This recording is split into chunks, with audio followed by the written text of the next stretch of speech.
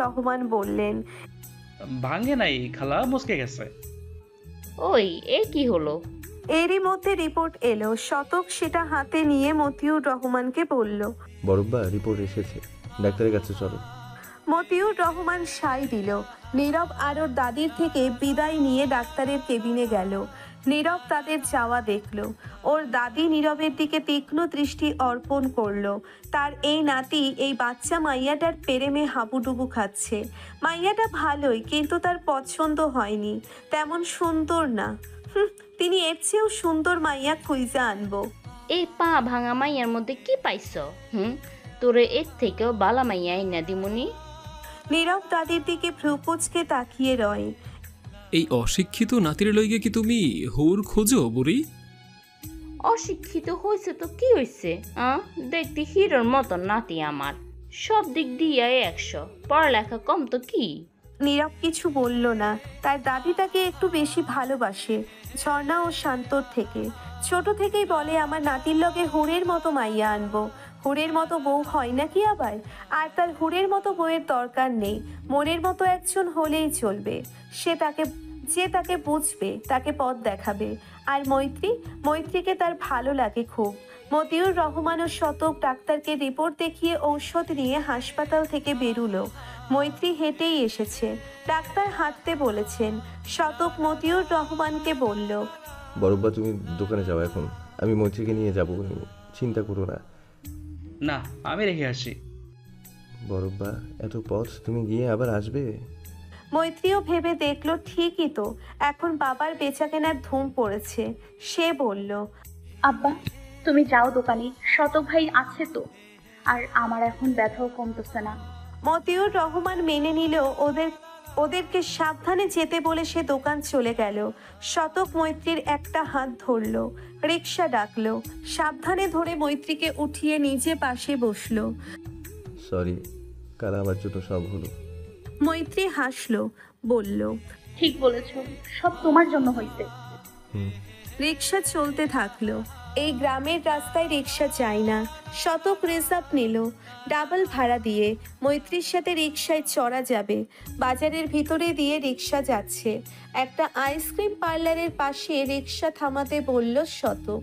মৈত্রী বলল, রিক্সা থামিয়ে কি হবে? আরু ও আমার ভবিষ্যৎ বউয়ের জন্য আইসক্রিম কিনবো।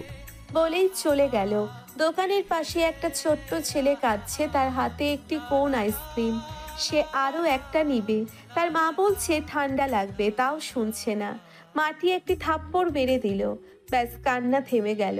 মৈত্রী হাসলো। ততক্ষণে শতক বসে পড়েছে রিকশায়।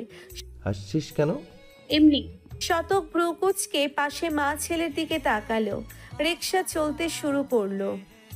শতক বলল, আমার বাচ্চা আইসক্রিম খেতে চাইলে তুই কিন্তু একদম বকতে পারবি না, মানা তো দূরের কথা। মৈত্রী ঘাড় ফিরে তাকালো শতকের দিকে। শতক তার দিকেই তাকিয়ে। তুমি আবার শুরু করেছো? শতক সুন্দর করে হাসলো। তার হাসিতে শ্যাম বরণ পুলকিত। শতক হাসলে তার চোখ হাসে। শতক পিছনে হাত নিয়ে মৈত্রীর কাঁধে রাখলো। মৈত্রীর সাথে সাথে সরিয়ে নিল। শতক কিছু বলল না, হাসলো শুধু। হাতটা সে রেখেছিল যেন পড়ে টরে না যায়, কিন্তু ব্যাপারটা উল্টো হলো। শতক কিছুক্ষণ পর বলল, এখন সরিয়ে দিচ্ছিস? কাল অসুস্থ হয়ে এই বুকেই পড়েছিলি সারাক্ষণ, জোর করেও ছাড়াতে পারছিলাম না। মৈত্রী অন্যদিকে ফিরে বলল, তখন আমার জ্ঞান ছিল না, বুঝছো? একদিন সজ্ঞানে থাকবি এই বুকে। মৈত্রী কতক্ষণ চুপ করে থেকে বলল, তুমি বেশি বেশি করছো শতক ভাই, আমি কোনো প্রেম করব না। শতক রিকশায় গা এলিয়ে বলল, আমি তোকে প্রেম করতেও বলছি না। খুশবুর বিয়ের পর বড়ব্বার কাছে প্রস্তাব পাঠাবো, তখন বড়ব্বা জিজ্ঞেস করলে শুধু হ্যাঁ বলবি, বুঝতে পেরেছিস? মেজম্মা মানবে না, তিনি আমায় পছন্দ করে না। শতক ভ্রুকুচকে বলল, বলেছে তোকে? না, আমি বুঝতে পারি। বলেই শতকের দিকে তাকিয়ে মুচকি হাসলো। শতক তার দিকেই তাকিয়ে। আর মেজম্মার বড় ছেলে তোকে কতটা পছন্দ করে, কতটা চায়, কতটা ভালোবাসে, বুঝতে পারিস না? না, পারি না। এই, তুমি কি প্রপোজ করলে নাকি? শতক হেসে ফেলল জোরে। মৈত্রী তাকিয়ে রইল, তার চোখে মুগ্ধতা। এই শ্যামল পুরুষটা কি জানে তার হাসিটা কতটা মধুর? জাদুময়, মাদকতায় ভরপুর। আমি জানি তুই আমায় মনে মনে পছন্দ করিস, কিন্তু মুখে স্বীকার করছিস না। আর তোকে স্বীকার করতে হবে না। তবে মনে রাখিস মিঠু, এই তুই শুধু আমার, পুরোটাই এই শতক রহমানের। মৈত্রী হেসে উঠল ভেঙচি কেটে, ব্যঙ্গ স্বরে বলল, এই মিঠু, তুই শুধু আমার, এই শতক রহমানের। বলেই খিলখিলিয়ে হাসতে লাগলো। শতক তা দেখে লাগলো মন প্রাণ জুড়িয়ে। শতক তা দেখতে লাগলো মন প্রাণ জুড়িয়ে। আজ এক অন্যতম দিন। একজন মানুষ তার ভালোবাসার মানুষটির সাথে রিকশায় বসে হাসি বিলাস করছে। এই পথ যদি কখনো না ফুরতো, রিকশাটা যদি চলতো অনবরত, হঠাৎ মৈত্রীর কালকের কথা মনে পড়ল। শতক ভাই, কাল তুমি কাঁদছিলে। শতক ভ্রু কুচকে ফেললো। কখন? কাঁদিনি আমি। নাক তো টেনেছিলে, ছোট মা হাসছিল তখন। একটু আগে না বললি তোর জ্ঞান ছিল না, অথচ কথা মনে আছে। ছোট আমাকে হাসতে দেখেছিস? তার মানে দাঁড়ায় তুই ইচ্ছে করে এই বুক দখল করে নিয়েছিলি। তুই তো ভারী বজ্জাত্রী মিঠু। কড়া রোদ ও ভ্যাপসা গরমে নাচেহাল জনজীবন।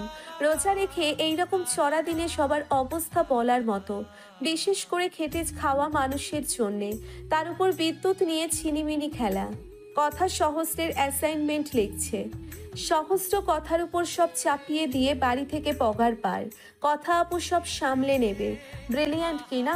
কবিতা সোফায় বসে টিভির চ্যানেল পাল্টাপাল্টি করছে। টিভিতে তার মনোযোগ নেই। সে সচরাচর ঘুম থেকে দেরিতে ওঠে। আজও তার ব্যতিক্রম হয়নি। ঘুম থেকে ওঠার পর শতকের খোঁজ নিয়ে জানতে পারে সে মৈত্রীকে নিয়ে ডাক্তারের কাছে গেছে। সেই থেকে তার চিন্তা শুরু, শতককে কেন যেতে হবে? আরো অনেকে আছে তো, তারা নিয়ে যেতে পারতো না? শফিউর রহমান ভাইয়ের দোকানে বসেছে। সুলতানা এসে বসলো সোফায়। কিরে, শুধু চ্যানেল পাল্টাচ্ছিস কেন? কবিতা টিভির দিকে তাকিয়ে বলল, ভালো লাগছে না ফুপি, বোরিং বোরিং। শতক ভাই আসছে না কেন এখনো? শস্ত্রটাও উধাও। এসে পড়বে। শতক এলো কিছুক্ষণ পর। আজকে শখের প্রিয় নারীর সাথে রিক্সা ভ্রমণ সে রাখবে। শখের প্রিয় নারীর সাথে রিক্সা ভ্রমণ সে তার মনের গোপন কুঠুরিতে তালা দিয়ে রাখবে। শখের নারীর মন মোহনীয় হাসির কলতান, মিষ্টি মধুর কথার বান, আদরে ঝগড়ার শাসন বারণ, সব মিলিয়ে আজ একটা অসাধারণ দিন কেটে গেল। এরকম দিন যেন তার জীবনে লক্ষ কোটি বার, নানা অসংখ্যবার আসে। কবিতা বলল, ব্রো, এত সময় লাগলো কেন? শতক সোফায় বসে হাসি মুখে জবাব দিল, আজ তার মনটা ফুরফুরে। ডাক্তার এক্স-রে করতে দিয়েছিল, তাই একটু। আচ্ছা বুঝলাম, কথা হলো ওর বড় ভাই থাকতে তোমাকে কেন কষ্ট করতে হলো? ওর ভাই যেতে পারতো না? শতক সোজা হয়ে বসে ওর দিকে তাকিয়ে বলল, পারতো, কিন্তু আমি গেলে কি সমস্যা? আর তোমাকে এইসব নিয়ে ভাবতে হবে না। আমার কোনো কষ্ট হয়নি মৈত্রীকে নিয়ে যেতে। ওর বাবা মানে বড়ব্বা গিয়েছিল সাথে। কথাটা শান্তভাবে বললেও শক্ত ছিল বেশ। কবিতা অপমানিত বোধ করল। কাল বুকে জড়িয়ে নিয়েছিল, আজ আবার যত্ন করে ডাক্তারের কাছে। কথা ওদের কথা শুনে বলল, ভাইয়া তুমি কিছু মনে করো না। এই কবিতা, এসব কেমন কথা? সুলতানা কথা ঘোরালো। ডাক্তার কি বললো? কোনো সিরিয়াস ইস্যু? না মা, মুচকে গেছে পা, আর কোমরের আঘাত ড্রেসিং করে দিয়েছি। কিছুদিন সময় লাগবে ঠিক হতে। কবিতা অনিচ্ছা সত্ত্বেও বলল, সরি ব্রো, আসলে একা একা থাকতে বোর হচ্ছিলাম। তুমিও নেই, তোমার বিচ্ছু ভাইটাও নেই। আমাদের শপিং করাবি না? কথা চোখ রাঙিয়ে বলল, ঢাকায় এত এত শপিং করার পরও আবার কিসের শপিং? ভাইয়া কোনো শপিং করে দেবে না। শতক হেসে বলল, নিয়ে যাবনি, তবে আজ নয়। কবিতা খুশি হলো। তখনই বাড়ির মেইন দরজা দিয়ে ঢুকলো একটি মেয়ে। মাথায় তালগাছের মতো ছুটি করা, গায়ে স্যান্ডো গেঞ্জি ও হাফ প্যান্ট, কোমরে হাত রেখে বলল, একটু ভাই, তুমি আমার জন্য আইসক্রিম আনো নাই কেন? শতক তাকালো আরুর পানে। আস্ত রসগোল্লা, গোলুমলু নয়, তবে একটু স্বাস্থ্য আছে। উজ্জ্বল ফর্সা গায়ের বরণ যেন পুরোই পুতুল। শতক ইশারায় কাছে আসতে বলল আরুকে। আরু কাছে গেল, কিন্তু অন্য সময়ের মতো লাফিয়ে কোলে উঠল না, আর না আদর করলো। পাশে দাঁড়িয়ে রইল। শতক হেসে কোলে তুলে টি টেবিলে বসিয়ে দিল। আরও শোনার জন্য তো আইসক্রিম এনেছি, সাথে চকোলেটও। আরও খুশি হয়ে গেল, হাত পেতে বলল। তাহলে তাও শতক কপালে ভাঁজ ফেলে বলল। তোমার মিঠুপু তোমায় দেয়নি? ওর কাছেই তো দিলাম, যেন আরও সোনাকে দেয়। দেয়নি তোমায়? না তো, মিঠুপু বলল সব তার জন্য এনেছ, আমায় দিল না একটাও। বলেই কাঁদো কাঁদো হয়ে এলো। শতক হেসে উঠল, আরুর কপালে চুমু খেয়ে ঝুঁটিটা টেনে নিয়ে বলল। দেয়নি না? মিঠুকে অনেক মারবো কেমন, আর আরু সোনাকে অনেকগুলো চকোলেট ও আইসক্রিম এনে দেবো। হ্যাঁ? আরু মাথা নাড়ল, শতক হাসল। ব্রো, আমার জন্য আইসক্রিম তো আনলে না তো? কবিতা বলল। বাহ, ওই মেয়েটির জন্য আইসক্রিমও কেনা হচ্ছে। আচ্ছা বোন, তোর জন্য আনবনি, আবার খেতে ফেলিস না।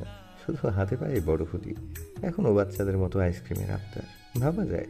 বলেই হাসতে হাসতে চলে গেল রুমে। এখন গোসল না করলেই নয়, যে গরম পড়েছে বাবা। শতক চলে গেলে কবিতা এসে বসলো সেই স্থানে, আরও সেখানেই বসে। ব্রো, মইতির জন্য আইসক্রিম কিনেছে। বলল কে? আরও সহজ সরল প্রশ্ন, কথা হেসে উঠল কবিতাও। ওদের দুজনকে হাসতে দেখে আরুও হাসতে লাগলো, কথা বলল। বলো না ব্রো, মানে শতক ভাইয়া, বুঝছো? শতক ভাইকে বলো। কেন বলছো? কবিতা বলল। অত জানতে হবে না, তোমার পাকনা বুড়ি, যাও খেলতে যাও। আরও চলে গেল বিন্দুকে ডাকতে, কথা কবিতাকে ধমকে বলল। সব সময় বেশি কথা না বলে হয় না? না, আমি কি করেছি সিস? কথা কিছু বলতে যাবে, সুলতানা থামিয়ে দিল। কথা বকিস না, ছোট মেয়ে। আর কবিতা, এভাবে বলবি না কখনো, মনে রাখিস। আমাদের কিছু হলে মাহিদোর বাবা, বড় ভাবি সবাই কাজ বাদ দিয়ে দৌড়ে আসবে। চোখে হারায় বড় ভাই সব বাচ্চাদের। আয়েশা সেলাই মেশিনের কাজ করছে, সে জানে টুকটাক বিয়ের আগে থেকেই কোনো অর্ডার নেয় না, বাড়ির মেয়েদের গুলো বানায়। আয়েশা খাদিজা বেগমের কাপড় সেলাই করছিলেন, খাদিজা পাশেই বসে। ভাবি, মিঠু কি করছে? ঘুমোচ্ছে। ডাক্তার দেখায় আইসা চিটপটাং। কত কইরা বললাম রোজা রাখিস না, শুনলো না। এমনিই শরীরে কিছু নাই, তার উপর অসুস্থ। ঈদের আগে কি একটা হয়ে গেল। কেমনি কি হলো? খুশবুর বিয়ের কি ঠিক করলে? উনি বলল কাল সন্ধ্যায় তোমরা গিয়া আন্টি আর বালা পড়ায় আইসো, আর ঝন্টু মেম্বারের সাথে কথা বলবো নি। ঈদের 3 দিন পরেই বিয়ের ডেট দিব। আব্বার পরীক্ষা আছে তো 15 দিন পর। তাহলে তো ভালো খবর, মিঠুটার পা ঠিক হতে হয়, নয়তো ভাইয়ের বিয়েতে মজা করতে পারবে না। খাদিজা হাসলো। আয়েশা কাজ করতে করতে থেমে গেল, হঠাৎ কিছু মনে পড়ায় সে বড় ভাবির দিকে তাকায়। ভাবি, মিঠুর বিয়ে নিয়ে কিছু ভাবছো? খাদিজা আয়েশার দিকে তাকিয়ে মুচকি হেসে বলল। মাইয়া বড় হয়েছে, বিয়া দিতে হইব না? ভালো পাত্র পাইলে তারও পাত্রস্থ করব। আয়েশা মুচকি হাসলো। ভাবি, মেয়ে বিয়ে দিয়ে থাকতে পারবে? খাদিজা বেগম হালকা চমকে উঠল। আদরের মেয়ে, শাসনও কম পায়নি। বিয়ে দিলে তো আর তাদের সাথে রবে না, শ্বশুর বাড়ি তার ঠিকানা হবে। ভাবতেই কেমন কান্না চলে আসে। মেয়েদের কপাল এমন কেন? বাবার বাড়ি কিছুদিনের অতিথি হিসেবে অবস্থান তাদের, তারপর বিদেয় কর পরের বাড়ি। এখন ভাগ্যকে তো আর বদলাইতে পারবো না হুমার মা। আয়েশা এখনো মুচকি হাসছে। ভাবি, আমার কাছে একটা জব্বর আইডিয়া আছে, শোনো। কিসের আইডিয়া? আরে শোনো না, আমাদের মিঠুরে আমরা বিয়ে দেব না, থুড়ি মানে বিয়ে দেব, তবে দূরে না, কাছেই, মানে আশেপাশে, বাড়ির কাছে।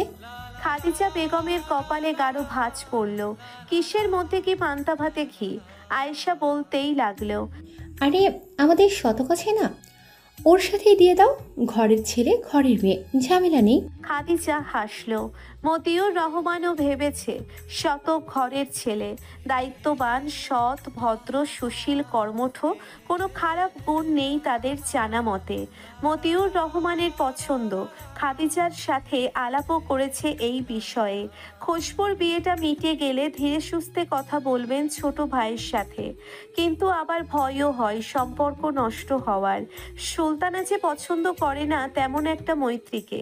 তার সুলতানার আচরণে প্রকাশ পায় কিছুটা, তবে মাঝে মধ্যে আদরও করে বেশ। আর শতক, তারও তো নিজস্ব চিন্তাধারা আছে। মৈত্রীকে যদি বউ হিসাবে ঠিক না লাগে তার কাছে, তখন কেমন একটা ব্যাপার হয়ে যায় না? প্রস্তাবটা ভালো, কিন্তু পছন্দ অপছন্দের ব্যাপার আছে না। শতকের যদি কোনো পছন্দ থাকে বা মৈত্রীকে বউ হিসাবে না পছন্দ করে। আয়েশা বলতে চাইল শতক মৈত্রীকে শুধু পছন্দ না, হয়তো ভালোবাসে, কিন্তু সে শিওর না, তাই বলল না। তাও ঠিক, তবে চুপি চুপি কথা পারলে ভালো হয়। কাল দেখলেন না শতক মৈত্রীর জন্য কতটা উদ্বিগ্ন হয়েছিল, আর দুজনকে লাগছিলও বেশ। ভাইবা দেখি। দু যা আরো অনেক আলাপ আলোচনা করলো কাজের ফাঁকে ফাঁকে। মৈত্রী ঘুমিয়েছিল অনেকক্ষণ, শরীরটা ভালো লাগছে না, কোমরটা ব্যথা করছে বেশ, সাথে পাও। মৈত্রী ঘুম থেকে উঠে বিছানায় বসে রইল, হাঁটতে পারবে না এখন। মোবাইল ফোন পাশেই ছিল। অনলাইনে যাওয়ার সাথে সাথে মেসেঞ্জারে অনেকগুলো মেসেজ এলো। সে মেসেঞ্জারে ঢুকে দেখলো সবগুলো ঝর্ণার। তার শারীরিক অবস্থা নিয়ে প্যারেশান সে। ঝর্ণা অনলাইনে থাকায় মৈত্রীকে ভিডিও কল দিল। মৈত্রী অসহায় হয়ে পড়ল। এই পেতনির মতো অবস্থায় সে কল রিসিভ করবে না, সে কেটে অডিও কল দিল। সাথে সাথে রিসিভ করলো ঝর্ণা। হ্যালো মৈত্রী, কল কাটলে কেন? ভিডিও কল দেই, রিসিভ কর। তোকে দেখি একটু, ভাইয়ের থেকে শুনলাম পা মচকে গেছে, এখন ঠিক আছে? মৈত্রী কোনটা রেখে কোনটার জবাব দেবে ভেবে পেল না, শান্ত হয়ে জবাব দিল। অডিওতেই কথা বলি কেমন? আর হ্যাঁ, ঠিক শুনেছ, চমকে গেছে একটু। নীরব ভাইয়ার সাথে দেখা হয়েছিল হাসপাতালে। অপর প্রান্তে ফোনের পাশে দুজন, ঝর্ণা ও নীরব। নীরবই বলেছে ঝর্ণাকে কল দিতে, একটু খবর নেওয়া যাক। কিভাবে পা মচকে গেল? পড়ে গিয়েছিলাম। নীরব এতক্ষণ চুপ ছিল, এবার নীরবতা ভেঙে পড়ল। কিভাবে পারলে? মৈত্রী নীরবের কথা শুনে একটু চমকালো। ও ভাই বোন একসাথে, ভাগ্যিস ভিডিও কল রিসিভ করেনি, করলে প্রেস্টিজ ফ্লোরে কড়াকড়ি খেত। তবে তার প্রশ্নে গতকালের কথা মনে পড়ে গেল। সে শতকের বুকে ছিল, তাকে জড়িয়ে ধরে তার বুকে মাথা রেখেছিল। শতকও অতি যত্নে তাকে আগলে নিয়েছিল। সে আর ভাবল না। ওই আসলে মানে কিভাবে যে পড়ে গেলাম, ওসব কথা বাদ দাও তো। ঘটনা জানো তোমরা? নীরব বলল। কিসের ঘটনা? আরে নীরব ভাইয়া জানেন না, কাল বিকেলে যাচ্ছি তো আপনাদের বাড়ি ঝর্ণা ভাবিকে আংটি ও বালা পরাতে। হ্যাঁ জানি, তুমিও আসবে ওই ভাঙা পা নিয়ে? মৈত্রী বলল। আর আমি বোধহয় যাব না, আর আমার পা ভাঙা না, একটু মচকে গেছে ব্যাস। আজ তারাবির পর দোকানে ভিড় নেই। খুশবু বিকেলেই চলে গেছে। দোকানে মতিউর, সফিউর ও আয়াত। কর্মচারীটা ছুটি নিয়েছে এই বেলা। মতিউর রহমান বললেন, শফি, আয়াত, কাল বিকেলবেলা কিন্তু সবাই যায় ভাই মেম্বারের বাড়ি। আমার কথা হয়েছে মেম্বারের সাথে, আমি যাইবার পারবো না তাও বলছি। তোমাদের উপর সব ছাড়া দিলাম, সব কিছু খেয়াল রাখবা। আয়াত মাথা নাড়ল। সফিউর বলল, আচ্ছা ভাই, আংটিওয়ালা সব রেডি? বড় আব্বা আর মেজো আব্বাই গিয়ে পছন্দ করে দিছে। আমি কাল সোনারের কাছ থেকে আনবনি, চিন্তা করো না। খানিক সময় পর সফিউর রহমান ভাইকে কিছু বলার জন্যে ইতস্তত করতে লাগলো, বলবে কিনা। ভাই যদি রাগ করে। মতিউর রহমান বুঝতে পারলো সফি কিছু বলতে চায়। কিছু বলবি শফি? সফিউর খানিকটা চমকে মাথা নাড়লেন, মানে বলবে। আচ্ছা বল। সফিউর গলা খাকারি দিয়ে মিনমিন করে বলল, ভাই আসলে খুশবুর তো বিয়ে আল্লাহর রহমতে ঠিকঠাক। ঈদের কয়েকদিন পরে বৌমা আসবে বাড়িতে। একটানা বলে থামলো, কিছু সময় চুপ থেকে বলল, আমার বাড়িটা ফাঁকা থাকে, সহস্র হোস্টেলে থাকে, বড় মেয়ে সংসারে, তাই ভাবছিলাম কি বিয়েটা। এক থাপ্পড় দিয়ে গাল লাল করে দেবো বেয়াদব, বুড়ো বয়সে ঢং ধরছে। মতিউর রহমান অবাক, তার ভাই কি তাকে ইনিয়ে বিনিয়ে বিয়ের কথা বলছে, তাও একটা বাচ্চার সামনে। না, কঠিন কথা শোনাতে হবে। সফিউর থতমত খেয়ে গেল। ভাই আসলে বিয়েটা করে নেয়া। আবার কথা বলছিস, লজ্জা করছে না? এতে লজ্জার কি আছে? সফিউর অসহায় গলায় বলল, ছেলে বিয়ে করাবে, এতে কি তার লজ্জা পাওয়ার কথা? লজ্জার কিছু নাই মানে? এই বয়সে এসে বিয়ে করবো মন চায়? ধমকে বলল মতিউর রহমান। আয়াত জোরে হেসে উঠল। মায়ের মতো এটা তারও বদ অভ্যেস। শফিউর রহমানের চোখ কপালে। ভাই কি তার বিয়ের কথা ভাবছেন নাকি? সে তো শতকের কথা বলেছে। সে কাঁদো কাঁদো হয়ে বলল, ভাই আমি বিয়ে করতে চাই না তো, নেড়া বেলতলায় একবারই যায়, আমি তো শতকের কথা বলছিলাম। মতিউর রহমান হেসে ফেলল। ও তাই বল, আমি তো ভাবছি। আচ্ছা থাক, বাদ দে। তা মেজো আব্বার কোনো পছন্দ আছে? শফিউর আগ্রহ নিয়ে বলল, নেই মনে হয়, অনেকবার জিজ্ঞেস করেছি, শুধু হেয়ালি করে। তবে একটা মেয়ে পছন্দ করেছি শতকের জন্য। মতিউর রহমান খানিক পলক চুপ রইলেন। কাকে পছন্দ করেছে? কাকে? আমাদের ঘরেরই মেয়ে। বলেই পুলকিত হাসল। মতিউর রহমান ভাইয়ের দিকে তাকিয়ে, ঘরের মেয়েকে? শফিউর হাসি মুখে বলল, আমার বড় শালার মেয়ে কথা, আমাদের বাড়িতেই আছে। মেয়েটা ভালো, ভদ্র, দেখতেও ভালো, ডাক্তারি করছে, শতকের সাথে মানাবে ভালো। ছেলে আমার সরকারি স্কুলের শিক্ষক, যাকে তাকে তো আনতে পারি না, যোগ্যতার একটা ব্যাপার আছে তাই না? আর শতকেরও মনে হয় পছন্দ নেই। এখন তুমি বললে মানে পছন্দ করলে শ্বশুর মশাইয়ের কাছে কথা পাঠাতে পারি। মতিউর রহমান চুপ করে রইল কিছু পলক। হয়তো কিঞ্চিত আশা করেছিল, কিন্তু না, তা হবার নয়। তিনি তো এভাবে ভেবে দেখেনি শতক কত ভালো চাকরি করে। তার সাথে কি আর মৈত্রীর সাথে যায়? মৈত্রী মতিউর রহমানের কাছে ভালো যোগ্য মেয়ে হলেও তাদের যোগ্য বউ হতো না হয়তো। ডাক্তার মেয়েই ভালো মানাবে। ভাগ্যিস কখনো বলেনি সফিকে। হয়তো ভাই কখনো মানা করতো না, বরং খুশি খুশি বউ করে নিত। কিন্তু চোখের লজ্জা বলতেও তো কিছু আছে। তিনি বললেন, উত্তম সিদ্ধান্ত। আমি কি বলবো আবার, তোদের পছন্দই আমার পছন্দ। বাড়িতেই আছে না কথা আম্মা? বিকেলে একবার দেখা করবো নি, কাজের চাপে দেখাই করা হয় না। কাল ওদেরও নিয়ে যাস কিন্তু। আর তোর শ্বশুরের সাথে কথা বলে রাখ। ভাই না, মানে তুমি বললে ভালো হয়, আমি কি না কি বলবো নি। মতিউর রহমান মিনমিন করে বলল। মতিউর রহমান গম্ভীর মুখে বলল, ছেলে বিয়ে করা, বিয়ের কথা পারতে পারবি না? তোর ছেলে তুই কথা বলে ভালো হয়। ভাই ছেলে আমার, তুমি বলো, আমিও সবে নাই। মতিউর রহমান মনটা নরম হলো। আচ্ছা ঠিক আছে। আয়াত এতক্ষণ চুপচাপ কথা শুনছিল। বড়দের কথার মধ্যে নাক না গলানোই ভালো। কিন্তু এসব কি হচ্ছে? শতকের সাথে কথা মেয়েটার বিয়ে? দেখেছিল আজ মেয়েটাকে, এর আগেও দেখেছে, কথাও হয়েছে। বছর অন্তর আসে ছোট আব্বাদের বাড়িতে। ভালোই, কিন্তু জ্যোতি যে বলল শতক ভাই আর মৈত্রীর কথা, জ্যোতির মতে শতক মৈত্রীকে ভালোবাসে। কাল বিকালের ঘটনাও বলেছিল, তাতে সেটাও ঠিক মনে হচ্ছে। জ্যোতি আবার ভুলটুল শুনলো না তো?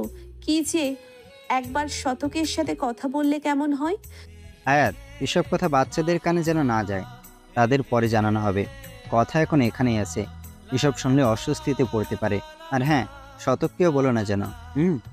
শফিউর বলে উঠল কথাগুলো। মতিউর রহমানও শুনল। তারপর কাপড় গুছিয়ে দোকান বন্ধ করতে উদ্যত হলো। আয়াত চিন্তায় পড়ল, বলবে কি বলবে না। শবনম আপাও বলল সেদিন কথা। শতক ভাই কি জানে? জানে বোধ হয়। খুশবু রুমে বসে পড়ছে। এই বিয়ের চক্করে তার পড়াশোনা লাটে উঠেছে। সময় বেশি নেই, তার মধ্যে আবার বিয়ে। কিভাবে সামাল দেবে? না, ভেবে কাজ নেই, পড়তে হবে। আর বিয়ে তো বিয়েই, সে গিয়ে শুধু ধূপধাপ কবুল বলে আসবে, ব্যাস, ঝামেলা খতম। কাল যেতে হবে না, এতে সে খুব খুশি। তবে ঝর্ণার কথা মনে পড়ছে হালকা। সেদিন ভিডিও কলের পর কথা হয়নি। মেয়েটা কি রাগ করেছে? তার কি ফোন করা উচিত? না না না, পড়তে হবে। ওর সাথে কথা বললে পড়াই আর মন বসবে না। সে দোয়া পড়ে আশেপাশে ফু দিল, যেন শয়তান কানে মন্ত্র না ঢালে হবু বউয়ের সাথে কথা বলার জন্য। সে কিছুক্ষণ পড়ার চেষ্টা করলো, না হলো না। শালা শয়তান মন্ত্রটা মগজে ঢেলে দিয়েছে। এখন কথা না বলে উপায় আছে? তবে সে ভালো ছেলে, একটু কথা বলবে, বেশি না, কিন্তু এই একটুখানি। তারপর মন দিয়ে পড়বে। কল দিল ঝর্ণার নাম্বারে। মিঠু তার ফোনে সেভ করে দিয়েছে বউ নামে। রিং হচ্ছে কিন্তু কেউ রিসিভ করছে না। প্রথম, দ্বিতীয়, তৃতীয়বার দিল কল, একই ফল পেল। তার এক মন খুশি হলো, পড়তে পারবে ভেবে তো আর এক মন দুঃখ পেল। 1 মিনিট, খুশবু মন কি কখনো দুটো 1 মিনিট খুশবু, মন কি কখনো দুটো হয়? এই লাস্টবার কল দিবে, ধরলে ধরবে, নইলে আর দেবে না। সে অতটাও হ্যাংলা নয়। এমনভাবে 8 বার দিল, কিন্তু রিসিভ করেননি মহারানী। খুশবু হতাশ হয়ে ফোনটা রাখলো টেবিলে, পড়ায় মনোযোগ দেওয়ার চেষ্টা করলো। তখনই ফোনটা বেজে উঠল, স্ক্রিনে বউ লেখা। সে রিসিভ করে দিল এক ধমক। এই মেয়ে, এই কখন থেকে ফোন করছি, ধরছো না কেন?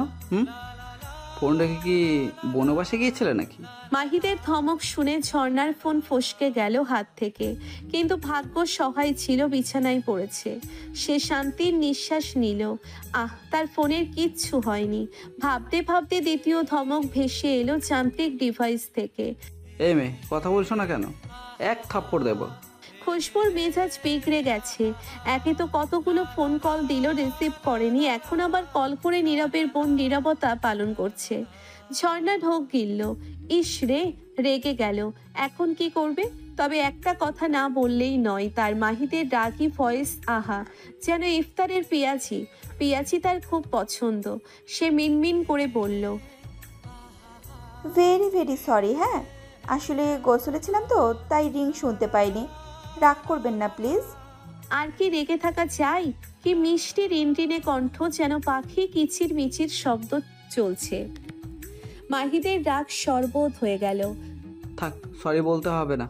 এরপর থেকে কল করলে যেন 5 সেকেন্ডের ভিতরে রিসিভ হয়, তা না হলে ফোনের ভিতরে থাপ্পড় মেরে দেবো। ঝর্ণা হেসে বলল, ফোনের ভিতর কিভাবে থাপ্পড় দেবেন? যা, তা হয় নাকি? খুশবু চেয়ারে পা এলিয়ে বলল, যাই তো, যেভাবে ফোনে চুমু খেলে ফোনে না লেগে অপর প্রান্তের মানুষের গালে লাগে, তেমন করে, বুঝলে? ঝর্ণার মুখটা এইটুকুনি হয়ে গেল।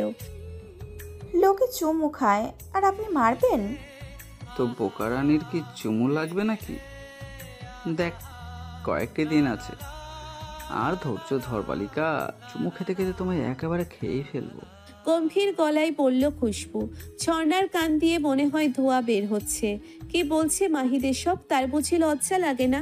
সে কথা ঘোরাতে বলল, বোকারানি বলছেন কেন আমায়? খুশবু হাসল। মেয়েটা লজ্জা পেয়েছে। তোমাকে বলিনি তো, আমার বউকে বলেছি, বুঝলে?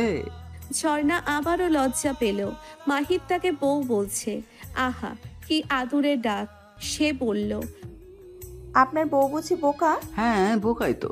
তুমি বলো না আমাকে ভালো লাগে, তার ভালো লাগা ভালোটাও বাসে হয়তো, কিন্তু সেটা আমায় না বলে মিঠুকে বলল, তো সে বোকা না? আমায় বললে কয়েকটি দিন প্রেম করতে পারতাম না, বলো? বলেই হাসলো খুশবু। ঝর্ণা এবার শেষ। মিঠুটা মির্জাফর বেরোলো। মিথ্যে কথা, মৈত্রী মিথ্যে বলেছে। ওই বোকারানি, আমার বোন মিথ্যে কথা বলে না, আর আমাকে মিঠু বলেনি, বুঝলে? তাহলে কে বলেছে? সেটা কেন বলবো? বলুন না। কি সুন্দর আবদার, মনটা জুড়িয়ে গেল। বললে কি পাবো? আপনি এমন কেন? কেমন? পুরাই রসগোল্লা। বলেই খপ করে কেটে দিল ফোনটা। ফোন কেটে বিছানায় ফেলে দিয়ে নিজেও শুয়ে বালিশে মুখ লুকালো। ইস, খুশবু রসগোল্লা হয়ে গেল না, মানে তার চোখ দুটো রসগোল্লার মতো হয়ে গেল। কি বলল মেয়েটা? সে রসগোল্লা? আয় হায়, তার কান আর গালটা গরম লাগছে কেন? সে কি লজ্জা পাচ্ছে? ধ্যাৎ। খুশবু টেবিলে থাকা বইয়ে মুখ লুকালো। আকাশে চাঁদের দেখা নেই আজ। চারদিকে অন্ধকার। ঠান্ডা বাতাস বইছে চারিদিকে। বাতাসের বেগ খুব বেশি না, তবে কারেন্ট চলে গেল। গ্রামাঞ্চলে এই আরেকটা সমস্যা, বাতাস উঠলে বা আকাশে মেঘ থাকলে কারেন্ট হাওয়া হয়ে যায়। মতিউর রহমান, খুশবু, মৈত্রী ও খাদিজা খাবার খাচ্ছে। আরুটা ঘুমিয়ে আছে। খাওয়া শেষ হলে সবাই সোফায় বসলো। মতিউর রহমান বললেন, শফি মেজো আব্বার বিয়ের কথা ভাবতেছে, মেয়েও পছন্দ করে রাখছে। খাদিজা খুশবু অবাক হয়ে তাকিয়ে রইল মতিউর রহমানের পানে। মৈত্রীও বাদ গেল না। খাদিজা বেগম ভাবলেন ওনার কাছে যেহেতু বলেছেন, তাহলে হয়তো মৈত্রীর কথা বলেছে। সে খুশি হয়ে বলল, কোনো মেয়ে পছন্দ হয়েছে? মতিউর রহমান স্ত্রীর দিকে তাকিয়ে বলল, সুলতানার বড় ভাইয়ের মেয়ে, কথা আছে না, সেই দেখা করে আইলাম মাত্র। মেয়েটা সুশীল, মেজো আব্বার সাথে মানাইবো বেশ। বলেই হাসলো। খাদিজা বেগম স্বামীর দিকে তাকালো। কথাটা কি সত্যি?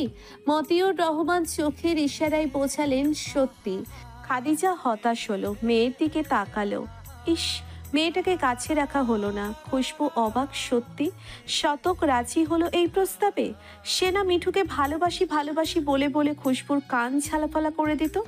তবে মৈত্রীর কোনো ভাবান্তর হলো না। সে জানে এমনটাই হবে। শতক ভাই আজ সে কখনো এক হবার নয়। তবে শতক ভাই এত তাড়াতাড়ি রাজি হলো যে? মতিউর রহমান বললেন, এই কথা কাউরে বলো না যেন, আর ঘুমোতে যাও, রাত অনেক হয়েছে। খুশবু ও মৈত্রী উঠে গেল আস্তে ধীরে। মতিউর রহমান বসেই রইল। খাদিজা উঠে স্বামীর পাশে বসে বলল, আপনি কি শফি ভাইয়ের কাছে মিঠুর কথা বলছিলেন? খুশবু যাচ্ছিল চলে, কিন্তু মিঠুর কথা শুনে থেমে গেল। মিঠুর কথা মেজো আব্বাকে কি বলবে? মতিউর রহমান মাথা নাড়াই, মানে বলেনি। খাদিজা বলল, তাহলে একবার বললে হয় না? আমাদের মিঠুও তো খারাপ না, সবাইকে ভালো রাখবে, আর শতকের সাথে মানাবেও ভালো।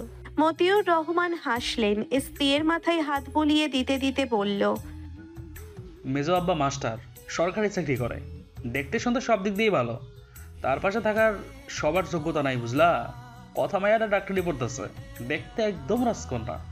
মেজো আব্বার সাথে তাকেই বানায়, আমার আম্মাকে না। আম্মার জন্য আর একটা ভালো ছেলে খুঁজে আনবো, চিন্তা করো না। বলেই চলে গেল রুমে। খাদিজা কয়েক পলক সেখানেই বসে রইল। খুশবু সব শুনল। আব্বা যে মৈত্রীর জন্যে শতককে পছন্দ করেছিল সেটাই তো স্পষ্ট হলো, কিন্তু এখন সে চলে গেল নিজের রুমে। মেজো আব্বা কথাকে পছন্দ করেছে সেটা আব্বাকে বলেছে। সেখানে আব্বা আর মনে হয় না মিঠু আর শতকের ব্যাপারে কিছু ভাববে। অন্ধকারে আরেকটি ছায়া চলে গেল, যার চোখে অশ্রুর মেলা। আকাশ কিছুটা মেঘলা, তবে মনে হয় না বৃষ্টি হবে। আবার বলাও যায় না, ঝুমঝুম করে নামতেও সময় নেবে না বৃষ্টির ফোঁটা। আড্ডা বসেছে মৈত্রীদের বাড়িতে, উপস্থিত সব ছোটরা। আড্ডার বিষয় ঝর্ণাকে রিং ও বালা পরানো। শুধু খুশবু নেই, বেচারা পড়তে বসেছে। কথায় আছে না, যার বিয়ে তার হুঁশ নেই, পাড়াপড়শির ঘুম নেই। আড্ডায় শবনম, শতক, সহস্র, আয়াত, জ্যোতি, হুমা, মৈত্রী, কথা ও কবিতা। আমার ছোট মনের হাহাকার লাগবো খুশবু ভাইয়ের ওপর। সহস্রীর এমন কথাই সবাই বিরক্ত হলো। আয়াত বলল, আরে বেটা বন্ধ কর তোর ভাঙা রেডিও, শুনতে শুনতে কান পচে গেল আমার। সহস্র কাঁদো কাঁদো হয়ে বলল, এখন আমার কথা ভাঙা রেডিওর মতোই তো লাগবো। বিয়া করছো, বউ সব সময় কোকিল কণ্ঠে ডাকে, আদর করে, এই সহস্রকে ভালো লাগছে না, তাই না? অথচ আগে হাজার আমার বন্ধু, আমার ভাই করতা, কত কিছু যে করতা। বুঝি ভাই, সবই বুঝি। আয়াত বলল, ভাই মাপ চাই। সবাই হেসে উঠল। কবিতা বলল, জ্যোতি ভাবস ফিলিং সাই সাই। জ্যোতি সহস্রের কথায় লজ্জা না পেলেও এবার পেল বোধ হয়। সহস্র বলল, এই যে ম্যাডাম পোয়েম, আপনার সাইফাই বাদ দেন। কবিতাকে পোয়েম বলাই সে খেপে গেল। কিছু বলবে এর পূর্বে সহস্র পুনরায় বলে উঠল, আচ্ছা কথা আপু, এই বিলিতি মালটাকে মামু কোথা থেকে আমদানি করছে? না মানে তুমি কত ভালো, আর এই মহিলার পুরাই আগুন। কবিতা বলল, সহর্ষের বাচ্চা, আমি তোর মামি ডাউনলোড করেছে, কিন্তু আই এম শিওর ফুপি তোকে সার্কাস থেকে ধরে এনেছে। শতক বলল, ঝগড়া বাদ দাও তোমরা, আর হাজার বোন হয় তোর, মাল আবার কোন ভাষা, ওর খাবি যে কবে আমার হাতে। কবিতা খুশি হলো শতককে তার পক্ষে কথা বলার জন্য। সহস্র ভেঙচি দিল কবিতাকে। মৈত্রী চুপ করে সবার কাণ্ড দেখছে। সহস্র সর্বদা তার সাথেই ঝগড়া করে, অথচ আজ একটা কথাও বলল না। ঝগড়া তো দূরের কথা, শুধু খোঁচা সরব খোঁড়া ডাকছে। আর শতক, সে তো হবু বউয়ের পাশে বসে আড্ডা দিচ্ছে। শবনম বলল, কথা চুপ করে আছিস কেন? কথা হেসে বলল, কি বলবো আপু? শতক বলল, বাহ, কথা নিজে কথা খুঁজে পাচ্ছে না। কথা হেসে ফেলল। মৈত্রী ওদের দিকে তাকিয়ে, সিরিয়াল চলছে সামনে। সহস্র চট করে বলল, কথা আপু, তোমার বিয়ে কবে খাচ্ছি বলো? আমারটা বাদ, আগে বলো তোমার ভাইকে কেন বিয়ে দিচ্ছ না? বেচারা ভাইয়া বউবিহীন শুকিয়ে যাচ্ছে কেমন? সহস্র হেসে বলল, ভাইয়ের বিয়ে খাওয়ার আশা ছেড়ে দিচ্ছি, তোমারটা বলো। এই এই এই দাঁড়াও, কোনো বয়ফ্রেন্ড টয়ফ্রেন্ড আছে নাকি আবার? আরে বলে ফেলো না, আমরাই তো। কথা শরীর দুলিয়ে জোরে হেসে ফেলল। হাসতে হাসতে শতকের সাথে ধাক্কা লাগলো একটুখানি। না ভাই নেই, থাকলে অবশ্যই বলতাম। না, আমি বিশ্বাস করি না। তুই না করলে আমার বইয়ে গেছে। আপু, তুমিও বুঝলে না আমায়। এই মিঠু এক বালতি পানি আন, ডুবে মরে যাই আমি। না থাক, তুই খোরা মহিলা, পারবি না হোমো। হাজারের বাচ্চা, কতবার বলবো আমি খোড়া না? তবে তুই খোড়া, তোর ভাই খোড়া। রেগে বলে উঠল মৈত্রী। পা মুচকে যাওয়ার পর থেকেই এই ব্যাটা খোড়া খোড়া বলে কানের পোকা বের করছে। সহস্র সোফা থেকে উঠে দাঁড়িয়ে কোমরে হাত রেখে ঝগড়া করার ভঙ্গিতে বলল, এই বড় আম্মার বাচ্চি মিঠু, আমি সহস্র কোনো হাজারের বাচ্চা না। হ্যাঁ, তবে হ্যাঁ, বিয়ে করলে এক হালি বাচ্চা কাচ্চার বাপ হলেও হতে পারতাম, কিন্তু কেউ আমার বিয়ের কথা ভাবলই না। সে যাক, বাদ দে শোকের কথা। তুই এখন তো খুঁড়িয়ে খুঁড়িয়েই হাঁটিস, তাই তুই খোরার বউ খুঁড়ি হয়েছিস, বুঝেছিস? মৈত্রীও কোনো মতে দাঁড়িয়ে বলল, খবরদার আমার জামাইকে খোড়া বলেছিস তো তোর ঠ্যাং দুটো ভেঙে হাতে ধরিয়ে দিব। সহস্র ভেঙচি কেটে বলল, না হওয়া জামাইয়ের জন্য মন প্রাণ উতলে পড়ছে। হ্যাঁ হ্যাঁ পড়ছে। বলেই বসে পড়ল। শতক ও বাকিরা ওদের ঝগড়া দেখে হতাশ। কবিতা মৈত্রীর দিকে ভ্রু কুঁচকে তাকিয়ে বলল, সহস্র আমার বয়সী, তবে কি তুই বলি আমি, কিন্তু তোমার তো সিনিয়র, তুমিও তুই বলছো। কথা ধমক দিল কবিতাকে। মেয়েটার কথায় কথায় নাক গলানোর অভ্যেস গেল না। কবিতা, সেটা ওদের ভাই বোনের ব্যাপার, তোকে বলতে হবে না। জওয়ানটা তোর বেশি চলে। শতক চুপ ছিল এতক্ষণ, তবে এবার আর থাকলো না। কথা ওকে ধমকিও না। আর মৈত্রী বেয়াদবের মতো তুই তোকারি কেন করছিস ওকে? তোর বড় ভাই না? কম করে হলেও 1.5 বছরের বড় তোর। সহস্র ভ্যাটকালো। শুনলি, I am your big brother, so give me some respect. মৈত্রী তেরা ভাবে বলল, আমি তো বেয়াদব ভালো নই, তাই কাউকে রেসপেক্ট কিভাবে দিতে হয় জানি না।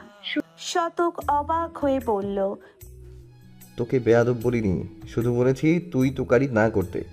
আর কেউ খোড়া বললেই খেপতে হবে? আমাকেও তো বললি খোড়া। আমি কিছু বলেছি তোকে? কয়েকদিন ধরে দেখছি বড়দের কথার উপর কথা বলছিস। মৈত্রীর রাগ হলো বেশ।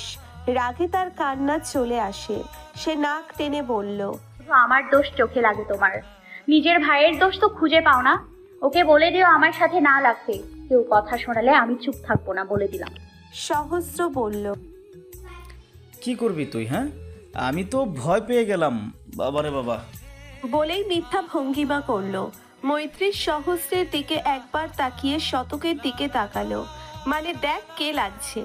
শবনম এবার ধমক দিল, সহস্র চুপ কর, মজা করার আর মানুষ পাস না।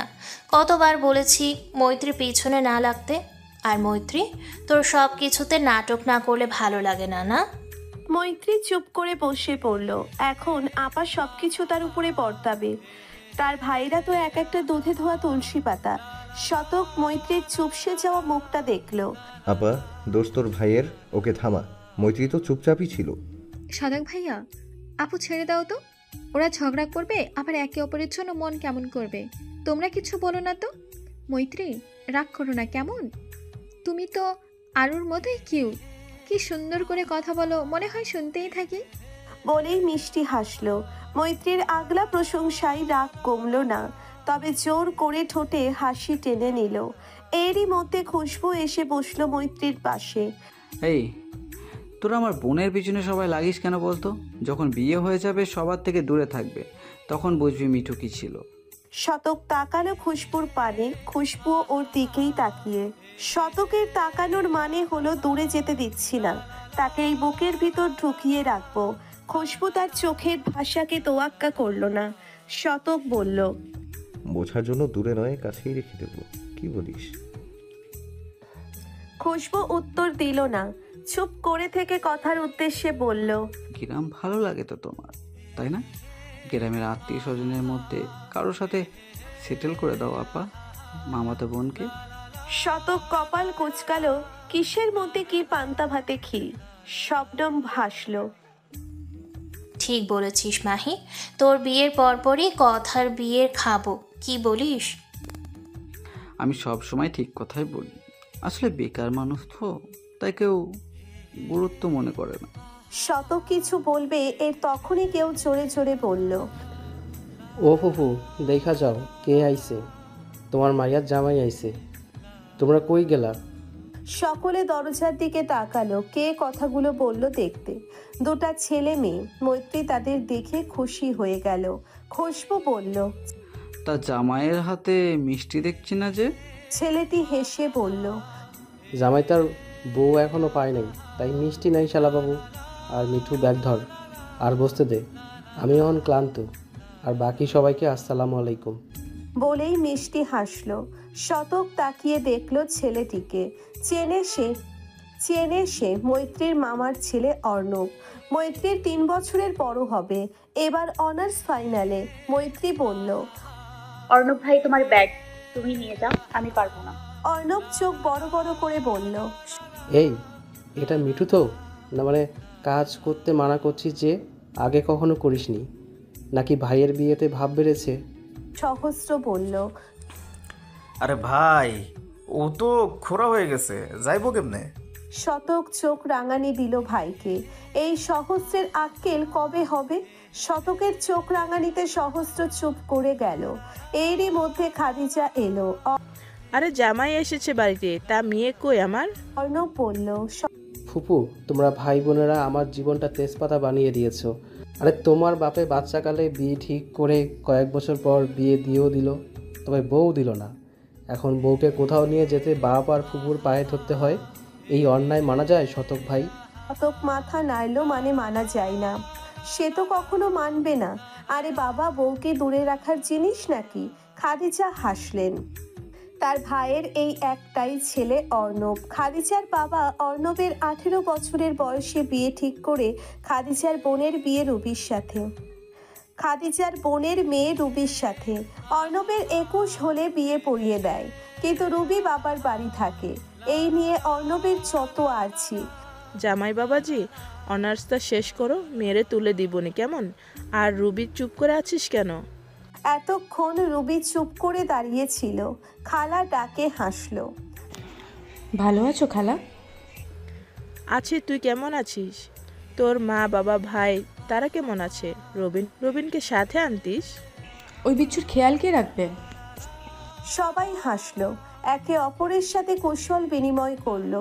নীরব খুব ব্যস্ত আজ। বোনের হবু শ্বশুর বাড়ি থেকে লোক এসেছে বলে কথা। সকলের সাথে কথা বলতে বলতে একটা মেয়েকে দেখে তার ভ্রু কুঁচকে যায়। এই মেয়েটা এখানে কি করছে? মাহিত্যের কোনো আত্মীয় কি? কথা শবনমেরও পাখিদের সাথে বসে আছে। এখানে এসে সে চমকে গেছে। এই লোকটা এখানে? শবনমের থেকে জানতে পারে পাত্রের বড় ভাই হয়। নাম নীরব। সকলে আড়ালে গুন্ডা নীরব বলে ডাকে। বাজারে জুয়েলার্সের দোকান আছে তার। পড়াশোনা উচ্চ মাধ্যমিক। সে অবাক হয়েছে এই লোক গুন্ডা। কই, দেখতে তো একদম হিরোদের মতো। তাকে কি চিনতে পেরেছে? কি জানি, হয়তো চিনতে পারেনি। চিনলে কিছু তো বলতো। কবিতাটা আসেনি, ভালো হয়েছে। আচ্ছা, সে কি গিয়ে একবার কথা বলবে এই লোকটার সাথে? কেউ কোনো কথা বলল না, তবে দেখা হলে চোখাচোখি হলো বেশ কয়েকবার। এতে দুজন বুঝতে পারে যে একে অপরকে চিনে ফেলেছে। ঝর্ণাকে রিং পরিয়ে দিল আরজু, আর বালা আয়েশা পরিয়ে দিলেন।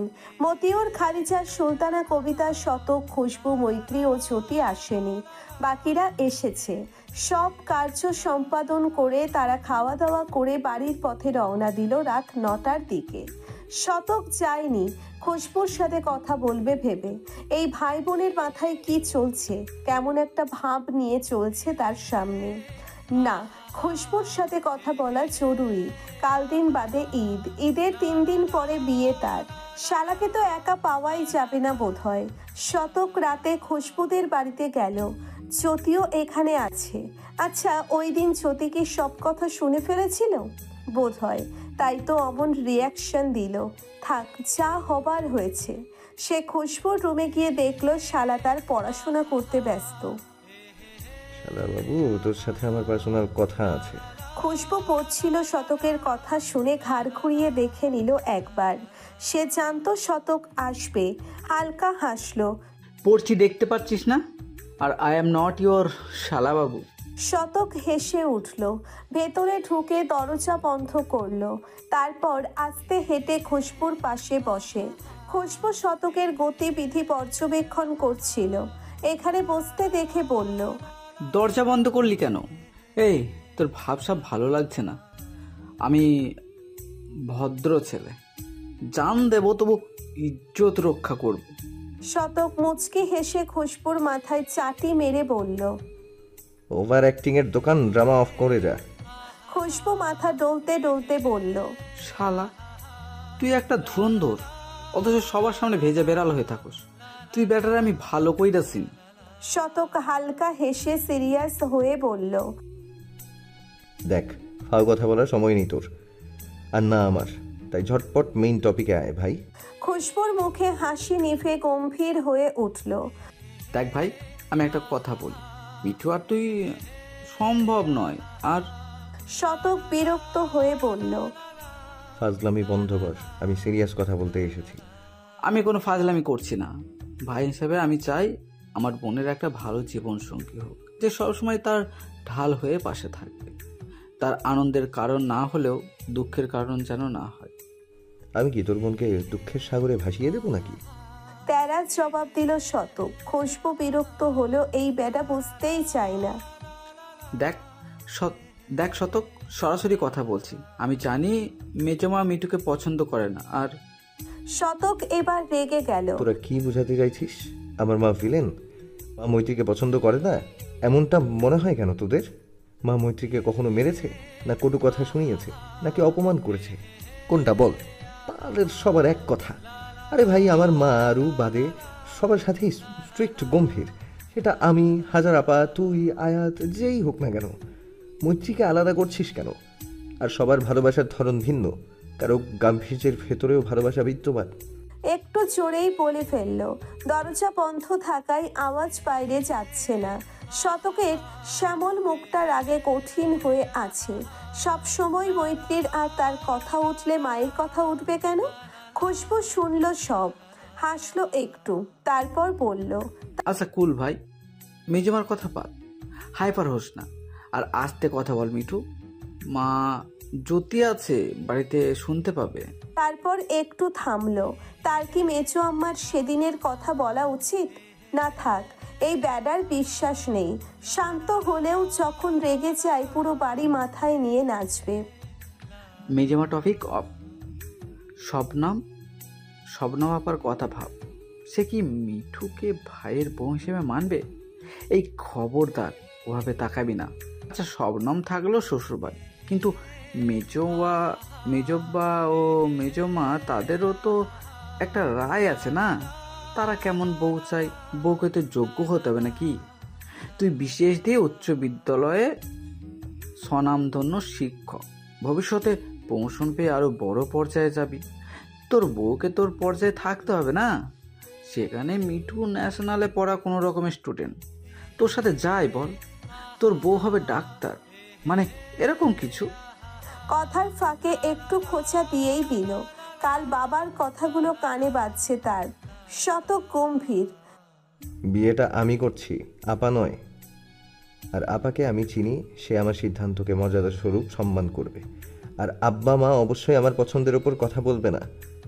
আর আব্বাকে মৈত্রীর কথা বললে সে পারে না এখনই বিয়ে পড়িয়ে দেয়। আর যোগ্যতার কথা বলছিস, ভালোবাসার মধ্যে যোগ্যতা আসে কোথা থেকে? এখন আমি স্ট্যাবলিশ, আমি মৈত্রীকে ভালোবাসি। যখন আমি বেকার ঘুরেছি তখনও ভালোবেসেছি। বেশ আম্বানির মতো বড়লোক হলেও ভালোবাসবো, আর নিঃস্ব হয়ে গেলেও ভালোবাসবো। আর কেউ ডাক্তার অফিসার হলেই যে যোগ্য আর ন্যাশনালে পড়লেই অযোগ্য হয় না। ভালোবাসা যোগ্যতার স্টেটাস, জাত প্রাত মানে না। ভালোবাসা শুধু একটা স্বচ্ছ সুন্দর মন খোঁজে। এক টানা বলে থামলো। খুশবুর দিকে তাকালো। খুশবু চোখ পিটপিট করে তাকালো। তারপর গম্ভীর মুখে বলল, অনেক বলেছিস, আর না, থাম, অত ফিল্মি ডায়লগ মারতে হবে না। আমি অনেক কষ্টে আমার হাসি কন্ট্রোল করে রেখেছি। বলেই হেসে ফেলল জোরে। শতক হতাশ হলো, এই শালারে পিটিয়ে সোজা করতে হবে। হাস, বেশি করে হাস। তবে শুনে রাখ, তোর বোন আমার বাড়ির বউ হবে, আর কারো না। আর বিয়ের পর তার বাপের বাড়ি আসা ক্যান্সেল করে দিব, মনে রাখিস। বলেই দরজা খুলে হনহন করে চলে গেল। খুশবু এখনো হাসছে। তারপর হাসি থামিয়ে শতকের যাওয়ার পানে তাকিয়ে বিড়বিড় করে বলল, আমিও চাই মিঠু তোর হোক, কিন্তু পরিস্থিতি সহায় হলে হয়। শতক বেরিয়ে যাওয়ার সময় দেখলো মৈত্রী ও জ্যোতি খাচ্ছে। সে গিয়ে ডালের বাটি পুরোটা মৈত্রীর প্লেটে ঢেলে দিল। জ্যোতি ও মৈত্রী অবাক, কি করলো এটা? প্লেটে ডাল টুকটুপা আর না আটাই টেবিলে পড়ে গেছে। মৈত্রী দাঁড়িয়ে বলল, কি করলা এটা শতক ভাই? খা, বেশি করে খা, আর কয়েকটা দিন বাপের বাড়ি। বিয়ের পর আর আসতে দিব না তো, তখন কেমনে পাবি বাপের বাড়ির আদর? তাই বেশি করে গেল। কাল ঈদ, তাই আজকের পরিবেশটা উৎসব মুখর। রোজা তো 30টাই হলো, তাই আজ রাতে চাঁদ উঠলেও ঈদ, না উঠলেও ঈদ। আর চাঁদ উঠবে না কেন? উঠবে। সকলে মেহেদি দিয়েছে দিনের বেলাই। মৈত্রীর মেহেদির হাত ভালো, অনেকেই দিয়ে দিয়েছে। জ্যোতি, হুমায়রা, শবনম রাতে দেবে, মৈত্রীকে দিয়ে বলে রেখেছে। বিন্দু আরও বিকেলেই দিয়েছে। তাদের অত ধৈর্য কই, কথাও তার হাতেই মেহেদি পড়বে বলেছে। কবিতা পড়বে না, সে নিজেই পড়বে। কথাও কবিতাকে নিয়ে শতক সহস্র শপিংয়ে গেছে। মৈত্রী শুনেছে হবু বউকে শপিং করাতে নিয়ে গেছে, এতে তার কি? আচ্ছা, কাল কি হয়েছিল? অমন করলো কেন? শতক ভাইয়ের খাওয়ার সময় কারো উপর রাগ উঠলে ডালের বাটি ঢেলে দেয় পাতে। একবার তো খুশবু ভাইয়ের মাথায় ঢেলেছিল। ভাগ্যিস ডাল ঠান্ডা ছিল। এরই মধ্যে জ্যোতি এলো, পরনে সালোয়ার কামিজ, মাথায় ঘোমটা। 2-1 দিন হলো সালোয়ার কামিজ পরছে সে। সালোয়ার কামিজ একদম বাচ্চা বাচ্চা লাগে, তবে মানতে হবে জ্যোতি ভাবি দেখতে মাশাআল্লাহ। আরে ননদিনী, কার কথা ভাবছো? মৈত্রী বলল, কারো কথাই না। বুঝি কার কথা ভাবছো। ডুবে ডুবে জল খাচ্ছ, আর আমরা বললেই সাঁতার জানি না। তা বিয়ে করছো কবে? ভাবি কি বলছো এসব? আমি তোমায় আগেও বলেছি আমি এসবই নেই।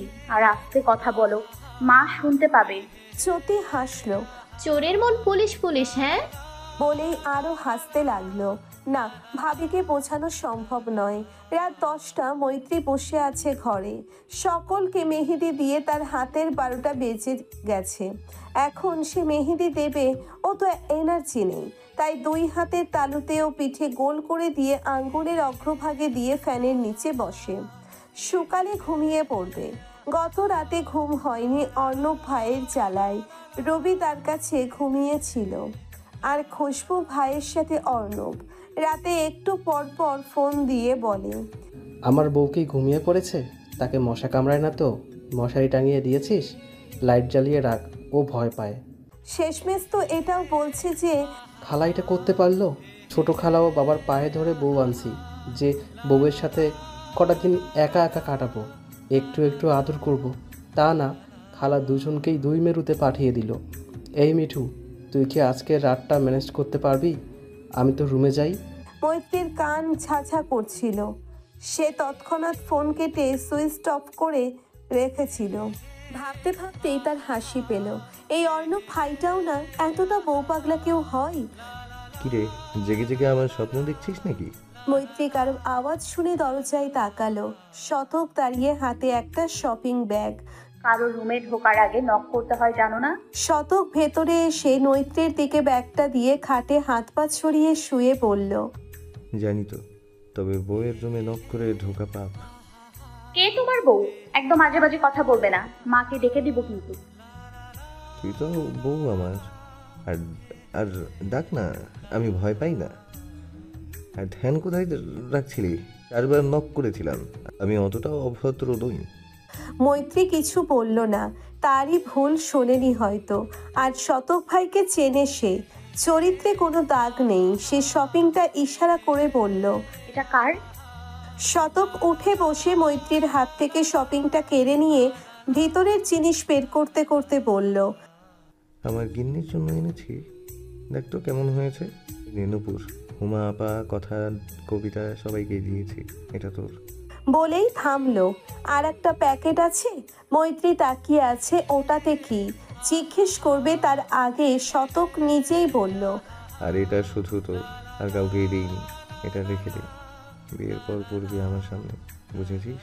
আর শোন, অবিবাহিত হিসেবে এটাই তোর লাস্ট ঈদ হবে ইনশাল্লাহ, তাই মন মতো এনজয় করে নে। টাটা। বলেই উঠে চলে গেল। দরজা খুলে বের হতে নিলেই ধাক্কা লাগে খুশবুর সাথে। শতকের ভ্রু কুঁচকে যায়, এই শালা এখানে কেন? আড়ি পাচ্ছে কি? খুশবু উসফুস করতে লাগলো, কি বলবে? বড় ভাই হয়ে আড়ি পাতা ঠিক হয়েছে কি? লজ্জা করে না বোন ও বোন জামাইয়ের কথায় আড়ি পাততে? খুশবু ভেঙচি কেটে বলল, না করে না। আর শোন, বিয়েটা এখনো হয়নি, তাই আকাশে ওরা বাদ দে, কখন যে পড়ে যাবি তার ঠিক নেই। আর আড়ি পাচ্ছিলাম না, বোনের সেফটি গার্ড হিসেবে দাঁড়িয়েছিলাম, তোরে একানাও ভরসা করি না। বলেই গটগট করে চলে গেল। শতক বিড়বিড়িয়ে বলল, শালা মির্জাফর। শতকও চলে গেল নিজের বাড়ি। মৈত্রী শতকের যাওয়ার পর প্যাকেটটা খুলল। খুলে অবাক, একটা কালো রঙের সিম্পল শাড়ি, যাতে সাদা কারুকাজ করা, খুব সুন্দর লাগছে দেখতে। সাথে সাদা কালো কয়েক ডজন কাচের চুড়ি, অ্যান্টিকের বড় একছোড়া ঝুমকা, একটা পুঁতির মালা, লাল খয়েরি লিপস্টিক, কাজল, একটা মেহেদি। মৈত্রীর চোখে মুখে মুগ্ধতা। এসব তার জন্য? OMG! এত খুশি লাগছে কেন? মৈত্রী বাথরুমে দৌড়ে গিয়ে হাত ধুয়ে এলো। কাপড়ের ভাঁজ খুলে দেখলো ব্লাউজ পেটিকোটও আছে। মৈত্রী খুশিতে লাফিয়ে উঠল।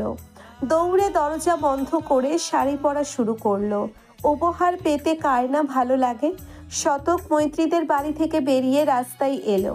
রাস্তার পরেই তাদের বাড়ি, পাশে আয়াতদের। সে বাড়ির কাছে গেলে কেউ ডাকলো তাকে ভাই বলে। সে আশেপাশে তাকিয়ে দেখলো না, কেউ নেই। সে বাড়িতে ঢুকতে নিলেই আবার শুনতে পায়, ওই তো সে স্পষ্ট শুনতে পারছে কেউ বলছে, ভাই দাঁড়াও, যেও না, কথা আছে। কে বলছে? কণ্ঠটা চেনা চেনা মনে হচ্ছে। একটু পরেই দেখলো আয়াত দাঁড়িয়ে। সে বলল, শতক ভাই, কথা আছে তোমার সাথে, খুব গুরুত্বপূর্ণ। শতকের কপালে ভাঁজ পড়ল। কিসের কথা বল? আয়তুল আমতা আমতা করলো। কিভাবে শুরু করবে, কোথা থেকে বলবে বুঝতে পারছে না। শতক ধমক দিল। চুপ করে আছিস কেন? আয়াত তড়িঘড়ি করে বলল, মিঠু কি তোমাকে ভালোবাসে? না মানে তুমি কি ভালোবাসো মিঠুকে? শতক মুখ গম্ভীর হলো। আয়াত কিভাবে জানলো? পরে মনে পড়ল জ্যোতির কথা। এই মৈত্রীর জন্যে ছোট ভাই বোনদের মধ্যে তার মান ইজ্জত আর রইল না। তোকে কে বলেছে এইসব? আয়াত পড়ল বিপাকে। এখন কি বলবে? যে জ্যোতি বলেছে? তবে আয়াতকে জবাব দিতে হলো না। শতকই বলল, জ্যোতি বলেছে। ঠিক শুনেছিস, আর কিছু বলবি? আমি গেলাম, গুড নাইট। বলেই শতক চলে যাচ্ছিল, কিন্তু আয়াত যেতে দিল না। আমি গুরুত্বপূর্ণ কথাটা এখনো বলিনি, শুনে তো যাও। শতক গেল না, দাঁড়িয়ে পড়ল। কি? আয়াত বলল, দেখো, ঠান্ডা মতো শুনবেও, কিন্তু রিয়েক্ট করবে। শতক চট করে বলল, এই তুই আবার বিয়ে টিয়ে করে আনিসনি তো? আমি কিন্তু গতবারের মতো একটু সাপোর্ট করব না, বরং জ্যোতিকে নিয়ে থানায় মামলা করে দেবো তোর নামে। আয়াত মাথা নেড়ে না না করলো। আমি কোনো বিয়েটি করিনি, তবে বিয়েরই ঘটনা। আসলে কিভাবে বলবো বুঝতে পারছি না। ঝেড়ে গাছ আয়াতুল রহমান। আয়াত দীর্ঘশ্বাস ছেড়ে বলল, মেজব্বা তোমার বিয়ের কথা ভাবছেন, পাত্রীও ঠিক করেছে। শতকের ভ্রু আপনা আপনি কুঁচকে গেল। কি বলছিস? এসব কবে হলো? আর পাত্রী কে? আয়াত ঢোক গিলে বলল, তোমার মামা তখন কথা, পরশু দোকানে মেজব্বা বরাব্বাকে বলল তোমার নানার সাথে কথা বলতে। খুশবু ভাইয়ের বিয়ের পর খুব শীঘ্রই তোমাদেরটাও দিয়ে দিবে। শতক অবাকের শেষ চূড়ায়। এত বড় সিদ্ধান্ত নিল বাবা, আর তাকে জানানোর প্রয়োজন মনে করলো না। In details start to end সব কিছু আমায় বল, একটা কমাও যেন বাদ না যায়, খবরদার। আয়াত মাথা নেড়ে সবকিছু বলল। ওই দিনকার ঘটনা। শতক শুনে শকড হলো। এর জন্যেই কি কাল রাতে খুশবু যোগ্যতার কথা বলল? এই ঘটনার পর বড় আপা কি রাজি হবে মৈত্রীর সাথে তার বিয়েতে? কেন মানবে না? সে গিয়ে বড় আপার হাত ধরে মৈত্রীকে চাইবে, দরকার পড়লে পা ধরবে, বাবাকে দিয়ে বলবে, তখন না মেনে যাবে কই? আর বড় আপা খাঁটি একজন মানুষ, পরিবার অন্ত পান। সে ভেবে নিয়ে আয়াতের দিকে তাকালো। কয়দিন হয়ে গেল এই ঘটনার? আয়াত হালকা হেসে বলল, এই তো আজ দিয়ে 2 দিন। বলার সাথে সাথে আয়াতের গালে একটা থাপ্পড় পড়ল। আয়াত অবাক মারল কেন তাকে। মারলে কেন আমায়? শতক কোমরে এক হাত রেখে অপর হাতে চিবুকের চাপ বাড়িয়ে বুলাতে বুলাতে বলল, 2 দিন পার হয়ে গেছে আর তুই আমায় আজ বলছিস? এই মারাটা তার জন্য, ওই দিনই বলা উচিত ছিল তোর। শেষ করে বাড়ির ভিতরে ঢুকলো। আয়াত ওখানেই দাঁড়িয়ে, একটা হাত তার গালে। অতটাও চড়ে পড়েনি, তবে মেরেছে তো। এই জন্যেই বলে চেঁচে কাউকে উপকার করতে নেই। তবে সেও বুঝলো সত্যি আগে বলা উচিত ছিল।